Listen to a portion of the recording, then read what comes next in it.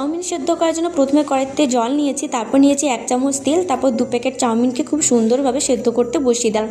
এপাশে দেখো আমি সবজিগুলোও কেটে নিয়েছি গাজর, বিনস আর কুচনো কাঁচা লঙ্কা, পেঁয়াজ। তারপর খুব সুন্দরভাবে সবজিগুলোকেও ভেজে নিয়েছি। আর এপাশে দেখো একটা গুঁড়ো মশলা মিক্সচার বানাচ্ছি, যেখানে ওই প্যাকেটে চাউমিনের মশলাটা আছে, দিয়েছি জিরে গুঁড়ো আর দিয়েছি অল্প লঙ্কা গুঁড়ো। আর এপাশে দেখো আমি কিছুটা সয়াবিনকেও ভিজিয়ে নিয়েছিলাম, সেগুলোকেও ভেজে নিয়েছি। আর এখানে সয়া সস আর টমেটো সস একটা মিক্সচার বানিয়ে নিয়েছি। আমার এপাশে চাউমিনও খুব সুন্দরভাবে সেদ্ধ হয়ে গেছে। তারপর ওপর থেকে ভেজে রাখা সবজিগুলো একে একে খুব সুন্দরভাবে সাজিয়ে দিলাম। তারপর যে গুঁড়ো মশলার মিক্সচারটা বানিয়ে রেখেছিলাম সেটাও খুব সুন্দরভাবে ছড়িয়ে দিলাম।